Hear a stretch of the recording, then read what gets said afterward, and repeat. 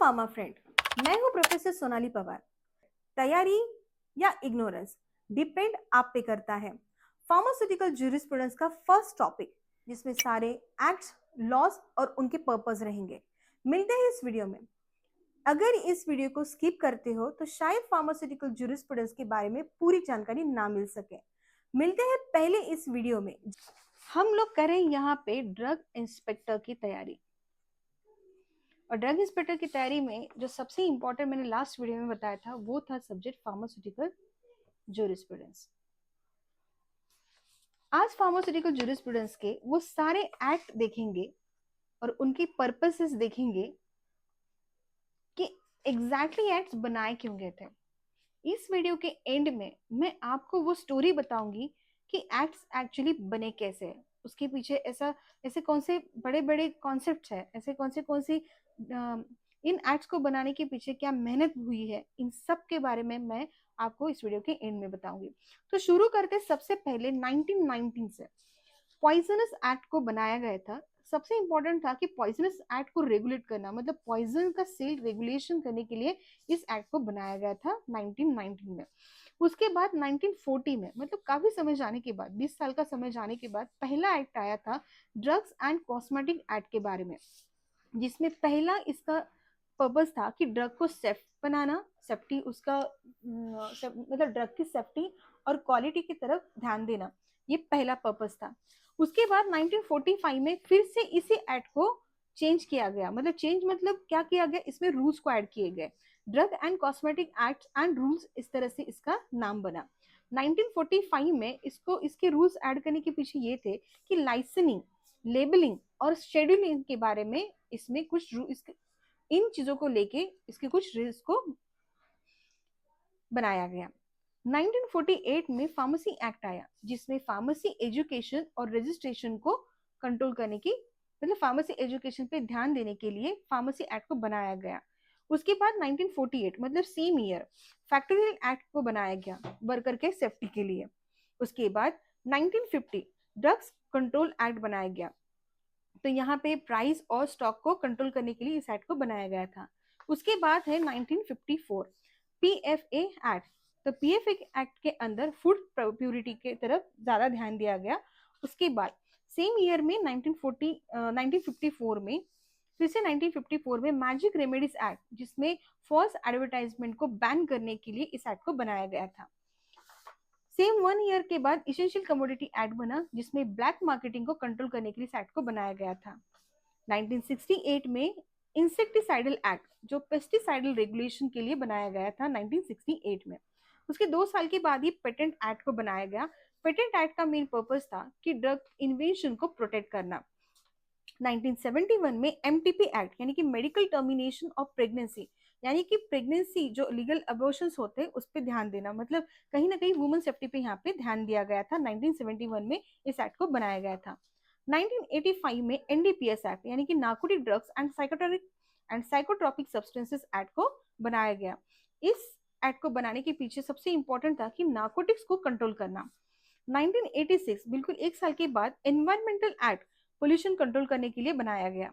1986 में मतलब same year में कंज्यूमर प्रोटेक्शन एक्ट को बनाया गया पेशेंट के राइट्स के लिए।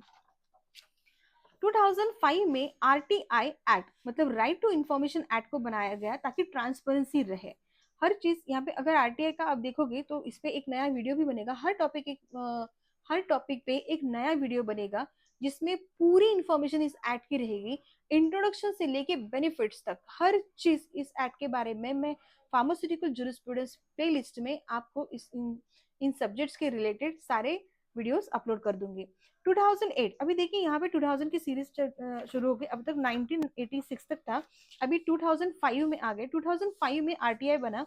2008 में डीएनसी एक्ट में अमेंडमेंट्स है, जो स्पूरियस ड्रग्स से उनके लिए पनिशमेंट चेंज की गई थी।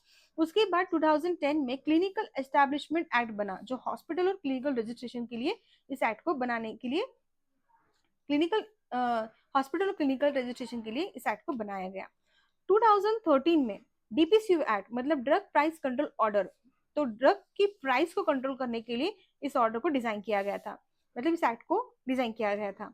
2016 में बायोमेडिकल वेस्ट रूल बनाए गए। तो वेस्ट डिस्पोजल जो होते हैं हॉस्पिटल में वगैरह, तो वहां पे जो वेस्ट डिस्पोजल होते हैं उन सब चीजों को लेके रूल्स बनाए गए थे। 2017 में मेडिकल डिवाइसेस एंड रूल्स, तो डिवाइसेस सेफ्टी के लिए इस रूल्स को बनाए गए थे। 2019 में क्लिनिकल ट्रायल रूल्स बनाए गए, जो या फिर इसको ये भी बोलते हैं कि new drugs and clinical trial rules भी बोला जाता है। तो ये ट्रायल सेफ्टी के लिए बनाए गए थे। सो स्टूडेंट, ये अब तक के ऐसे इंपॉर्टेंट एक्ट और रूल्स हैं जो गवर्नमेंट एग्जाम में पूछे जाते हैं, और थ्योरी में भी इनके बारे में बहुत बार क्वेश्चंस आते हैं। थ्योरी में फार्मास्यूटिकल जूरिस्प्रूडेंस और जो फॉरेंसिक फार्मेसी है उसमें ये सारे एक्ट आते हैं। और क्यों, उसका मेन पर्पस क्या था, ये तो हमने यहाँ पे जान लिया। अभी मैं आपको एक ऐसी स्टोरी सुनाऊंगी कि इन एक्ट को डिजाइन किया क्यों गया था और किस तरह से किया गया था। तो चलिए शुरू करते हैं पार्ट 1 से। पार्ट 1 में अगर आप देखेंगे तो देखिए, जब हम लोग यहाँ पे ईयर की बात कर रहे हैं तो यहाँ पे 1919 की बात हो रही है। मतलब हमारा देश तब स्वाधीन नहीं हुआ था, हम तभी भी ब्रिटिश के अंडर, बिल्कुल गुलामी के अंडर थे। यानी कि ब्रिटिश रूल्स के टाइम पे ड्रग मार्केट बिल्कुल भी कंट्रोल में नहीं था, मतलब कंप्लीटली अनकंट्रोलेबल था। ना कोई स्टैंडर्ड था, ना कोई सेफ्टी थी, ना कोई टेस्टिंग थी, ना कोई फार्मासिस्ट का सिस्टम था। मतलब ना फार्मासिस्ट अच्छा पढ़ा हुआ लिखा था, या फिर मतलब कोई रूल ही नहीं था कि फार्मासिस्ट अगर उसने किया है तो उसके पास लाइसेंस होगा, वो मेडिकल स्टोर खोलेगा, ऐसा कुछ नहीं था। तो तब ना स्टैंडर्ड था, ना सेफ्टी थी, ना टेस्टिंग थी, ना फार्मासिस्ट का सिस्टम था। और लोकल मार्केट में फेक मेडिसिन का मिलना, मतलब नकली मेडिसिन मिलना, मिलावटी मेडिसिन मिलना, जहरीले मेडिसिन मिलना, ये सब कुछ होता था। मतलब लोकल मार्केट में फेक मेडिसिन मिलते थे, अडल्ट्रेटेड मेडिसिन मिलते थे, मतलब ड्रग मिलते थे, पॉइजनस सब्सटेंसेस वाले भी मेडिसिन मिलते थे। तो इससे क्या होता था, डिसीज भी फैलते थे और कोई कानून भी नहीं था, तो बहुत ज्यादा वहां पे क्या होती थी, डेथ होती थी। तो इन सब को लेके कहीं ना कहीं तब ब्रिटिश रूल के अंडर इनको लगा कि अभी कोई एक्ट बनाना चाहिए। तो पहला एक्ट बनाया गया था पॉइजनस एक्ट, 1919 की बात है। पर्पस था कि जो भी पॉइजनस केमिकल्स है उनका सेल, परचेस, स्टोरेज, इन सभी को कंट्रोल करना। ठीक है, सेल की तरफ ध्यान देना, अगर कोई परचेस कर रहा है तो ध्यान देना, स्टोरेज की तरफ ध्यान देना। तो पॉइजनस एक्ट का पहला ये काम था, कि पर्पस था कि भाई जो भी पॉइजनस केमिकल है वो इजीली ना सेल हो, कोई परचेस इजीली ना कर सके, और उसका स्टोरेज की तरफ भी ध्यान देना है, इन सभी को कंट्रोल करता था ये एक्ट। तो ये था first foundation of act. Okay, उसके बाद क्या हुआ, पार्ट 2 में देखेंगे कि ड्रग की प्रॉब्लम जो थी वो पूरी तरह से बढ़ चुकी थी, काफी बढ़ चुकी थी। 1930 से लेकर 1940 में ये सबसे बड़ी प्रॉब्लम बन गई, सबसे बड़ी प्रॉब्लम बन गई। तभी भी हम लोग, हमारा देश स्वतंत्र नहीं था। तब क्या हुआ, पहला एक्ट बनाया गया जिसका नाम था ड्रग एंड कॉस्मेटिक एक्ट, जो बनाया गया 1940 में। तो ये फर्स्ट सेफ्टी लॉ बना। ठीक है, फर्स्ट सेफ्टी लॉ बना। हो सकता है डीआई के क्वेश्चन में पूछ सकते हैं कि फर्स्ट सेफ्टी लॉ कौन सा बना था, तो बताइए, तो वहां पे ऑप्शन दे सकते हैं। तो ये आपका आंसर रहेगा कि 1940 में फर्स्ट सेफ्टी लॉ बनाया गया। अब ये लॉ बनाने के पीछे क्या रीजन था, कि जो भी मिस ब्रांडेड ड्रग है या स्पूरियस ड्रग या अडल्ट्रेटेड ड्रग है, इनको बैन करना। ठीक है, तो ड्रग एंड कॉस्मेटिक एक्ट 1940 में miss branded drug, spurious drug और अडल्ट्रेटेड ड्रग को बैन करने के लिए इस ड्रग को डिजाइन किया गया। यानी कि कहीं ना कहीं ड्रग और कॉस्मेटिक को, इन दोनों को सेफ रखने के लिए इन चीजों को बनाया गया। उसके बाद क्या हुआ कि ड्रग एंड कॉस्मेटिक, ये तो एक्ट बन गया, उसके बाद क्या हुआ, इनके रूल भी बनाए गए। कब बनाए गए, 5 साल के बाद। 1945 में क्या हुआ कि अभी यहाँ भी रूल बनाना जरूरत क्यों पड़े, कि इम्प्लीमेंट कैसे करें, लाइसेंस कैसे दे, लेबल कैसे बनाए, टेस्टिंग कैसे हो, इन सभी पे यहाँ पे डीएनसी एक्ट के रूल के अंदर डिस्कशन के थ्रू रूल्स बनाए गए। फिर यहाँ पे क्या किया गया, रूल्स को डिजाइन किया गया। तो यहाँ पे क्या हुआ, लाइसेंस के फॉर्मेट्स को बनाया गया, स्टोरेज की कंडीशन को चेक किया गया, मैन्युफैक्चरिंग स्टैंडर्ड्स को चेक किया गया, और ड्रग के शेड्यूल्स को बनाए गए। तो आप तो अच्छे से जानते हैं कि फार्मास्यूटिकल जूरिस्प्रूडेंस में काफी शेड्यूल्स आते हैं, जो शेड्यूल्स अलग अलग चीजों के लिए बने हैं। ठीक है, उसके बाद है पार्ट 3, इंडिया। इंडिया में क्या हुआ, 1947 के करीब करीब हमें क्या हुआ, आजादी मिल गई। अभी यहाँ पे आजादी मिलने के बाद इंडिया का पहला टारगेट यही था कि इंडिया के पीपल को सेव करना, यानी कि हेल्थ केयर सिस्टम को स्ट्रांग बनाना। ये पहला पर्पस था। तो फर्स्ट टारगेट था कि यहाँ पे अगर फार्मेसी को, अगर हमें मेडिसिन अच्छी चाहिए तो हमें पहले लोगों को पढ़ाना होगा। तो फार्मेसी एजुकेशन पे पहला फोकस दिया गया। तो फार्मेसी एजुकेशन को, तो फार्मेसी एजुकेशन पे फोकस करने के लिए पहला एक्ट था फार्मेसी एक्ट 1948। अभी 1948 में अगर फार्मेसी एक्ट बना तो वो क्यों बना था? फार्मेसी के एजुकेशन को रेगुलेट करने के लिए। सो मेडिसिन बनाने के लिए क्वालिफाइड पर्सन की जरूरत थी। तो क्वालिफाइड पर्सन की जरूरत थी, तो पहली टीम बनाई गई जिसका नाम था फार्मेसी काउंसिल ऑफ इंडिया, जिसको हम लोग आज भी पीसीआई के नाम से जानते हैं। और जो सिलेबस पढ़ते हैं वो है हमारा पीसीआई का सिलेबस। उसके बाद रजिस्टर्ड फार्मासिस्ट सिस्टम आई। फार्मासिस्ट की पढ़ाई पे पूरा ध्यान दिया गया, उसको स्टैंडर्ड करना, ये पूरा काम पीसीआई का बन चुका था। आप अभी भी जानते हैं कि जैसे आपका 4 साल का कोर्स होता है बी फार्मेसी का, जो ग्रेजुएशन कोर्स है, उसके बाद आप रजिस्टर करते हो और आपको क्या मिलता है? लाइसेंस मिलता है, यानी कि आप दवाइयाँ बेच सकते हो। तो ये सब कुछ कब डिसाइड किया गया था? फार्मेसी एक्ट के थ्रू 1948 में। उसके बाद PCI pharmacy council of India ने पूरा का पूरा ध्यान दिया कि फार्मेसी में स्टूडेंट को किस तरह से बेस्ट टू बेस्ट एजुकेटेड बनाया जाए, उनको किस तरह से करिकुलम दिया जाए, और उस करिकुलम को पढ़ के, यानी उस सिलेबस को पढ़ के वो एक अच्छे फार्मासिस्ट बन सके। तो ये था अब तक का फार्मेसी एक्ट तक का। उसके बाद क्या हुआ? अभी फार्मेसी एक्ट तो बन गया, उसके बाद आया फैक्ट्रीज एक्ट। आपने भोपाल केस के बारे में जरूर सुना होगा। अभी कुछ दिनों के बाद एक और वीडियो अपलोड होगी सुप्रीम स्टडीज पे, तो वहां पे वो वीडियो आपको देखने जरूर मिलेगी पूरी डिटेल में कि एग्जैक्टली उस समय क्या हुआ था। सो स्टूडेंट, आगे बढ़ने से पहले अगर आप फर्स्ट टाइम इस पेज पे आए हो तो प्लीज सब्सक्राइब कर लीजिएगा, क्योंकि ड्रग इंस्पेक्टर ही नहीं, फार्मास्यूटिकल जूरिस्प्रूडेंस ही नहीं, पूरे फार्मेसी के 2026-27 में जो पीसीआई का न्यू सिलेबस आएगा, उसके सारे सब्जेक्ट्स के सारे नोट्स वीडियो के फॉर्म में आपको यहाँ पे मिल जाएंगे। अगर आपको नोट्स चाहिए तो आप इंस्टाग्राम पेज पे सुप्रीम स्टडीज सर्च करके वहां पे हमें डायरेक्टली डीएम कर सकते हैं, तो हम आपको डायरेक्टली वहां पे मिल जाएंगे।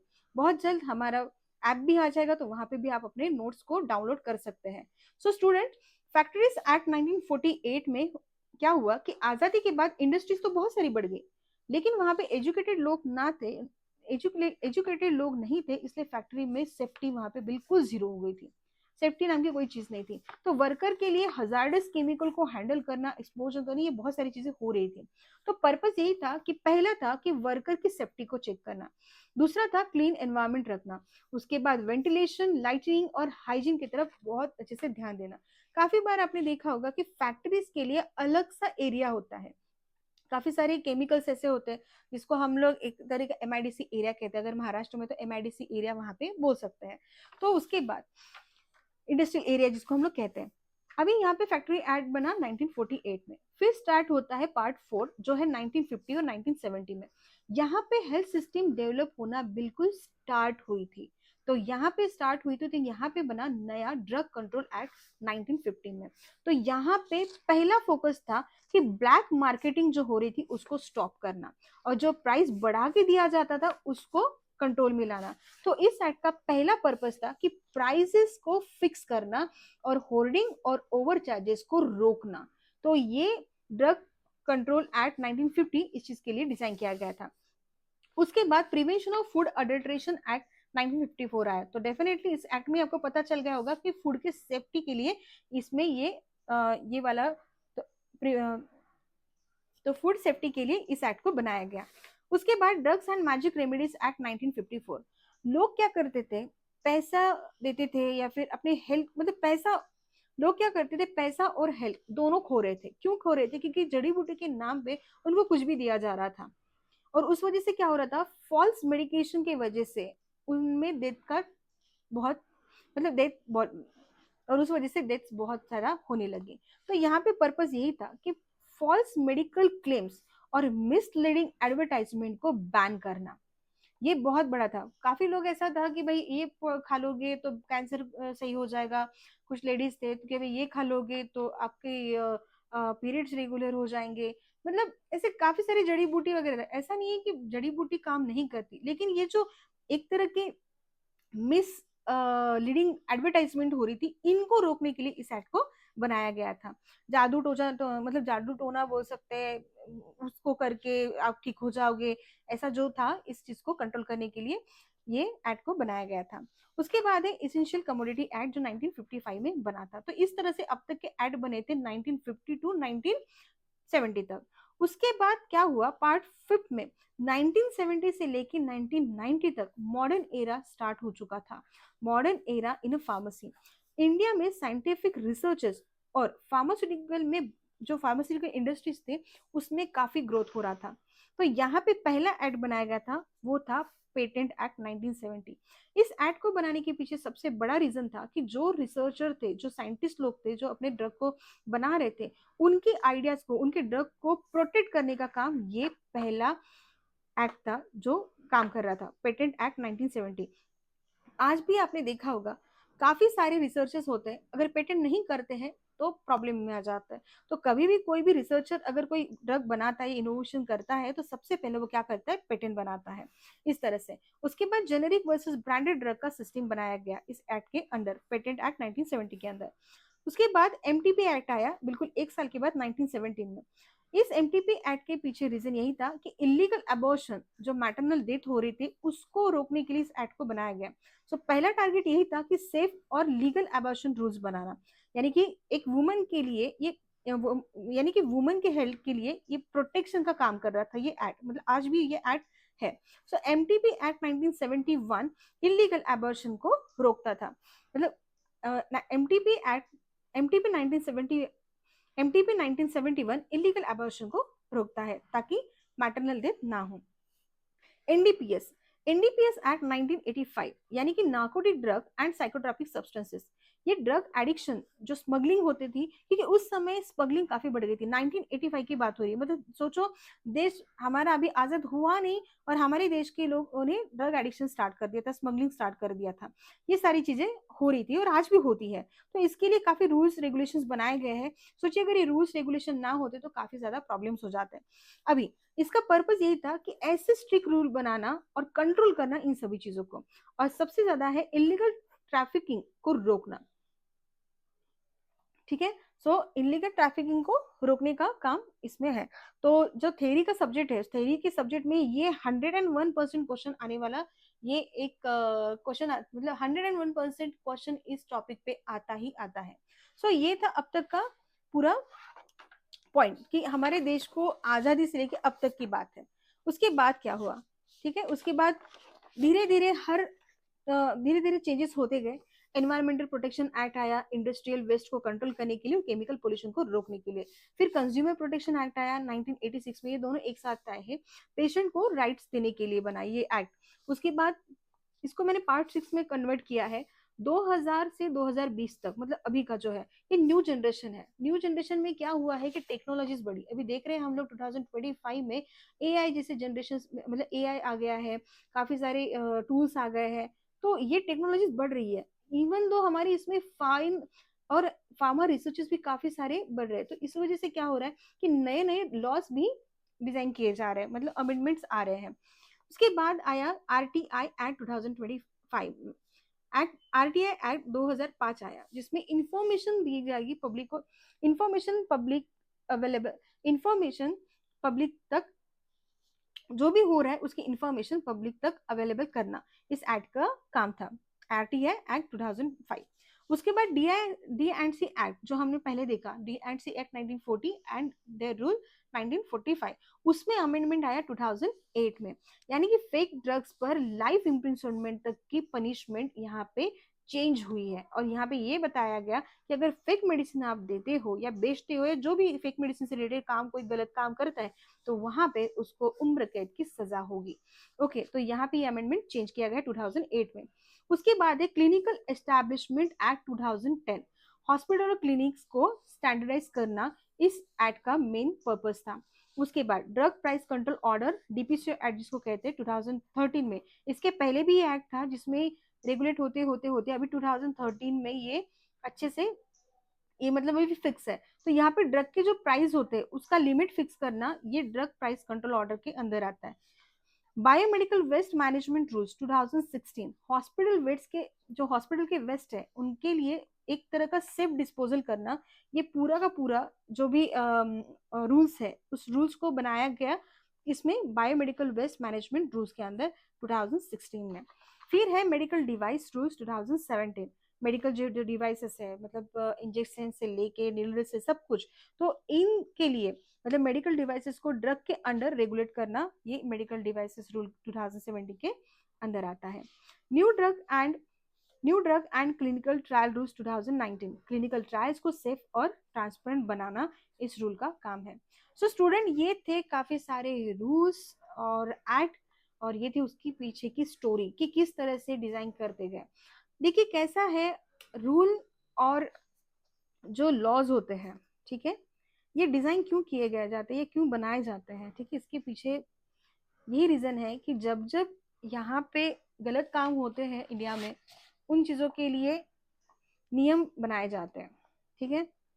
जैसे कोई कचरा रोड पे डाल रहा है या उसका अच्छे से ये नहीं हो रहा है, मतलब डिस्पोजल नहीं हो रहा है, तो आपने देखा होगा कि कचरा भी आज दो तरह से कलेक्ट किया जाता है, एक होता है ड्राई और एक होता है वेट वाला, उसको कलेक्ट अलग अलग किया जाता है ताकि वो रिसाइकल हो सके। मतलब हर चीज समय के साथ बदलती जाती है, समय के साथ नए लॉज आते हैं, समय के साथ एक्ट्स आते हैं। तो ये थे सारे फार्मास्यूटिकल जूरिस्प्रूडेंस के कुछ लॉज और एक्ट के बारे में, और उनकी ये थी उनकी पीछे की स्टोरी। तो स्टूडेंट अभी इसके बाद का जो वीडियो रहेगा, इनमें से पहला जो इनमें से अभी डीआई के लिए अभी हम लोग फार्मास्यूटिकल जूरिस्प्रूडेंस के टॉपिक्स कवर करेंगे, ठीक है। ये टॉपिक्स दो चीजों के लिए डिजाइन किए जाएंगे, पहला है डीआई की तैयारी और दूसरा है थ्योरी, ठीक है। तो थ्योरी पे ध्यान इसलिए दिया जा रहा है क्योंकि बी फार्मेसी के स्टूडेंट जब थ्योरी को अच्छे से समझेंगे तो डीआई के लिए इजीली एमसीक्यूज को सॉल्व कर सकते हैं, ठीक है। तो नेक्स्ट वीडियो में मिलते हैं फार्मास्यूटिकल जूरिस्प्रूडेंस के टॉपिक में, जो टॉपिक रहेगा पॉइजनस एक्ट। तो पॉइजनस एक्ट पूरी तरह से रहेगा थ्योरेटिकल बेस। तो मिलते हैं नेक्स्ट वीडियो में, तब तक के लिए चैनल को सब्सक्राइब कर लीजिए और शेयर कीजिए अपने दोस्तों के साथ। मिलते हैं सुप्रीम स्टडीज पे, और इंस्टा चैनल पे भी आप हमें डीएम कर सकते अगर आपको नोट्स चाहिए तो। Please subscribe supreme studies channel and share with your friends. Thank you so much.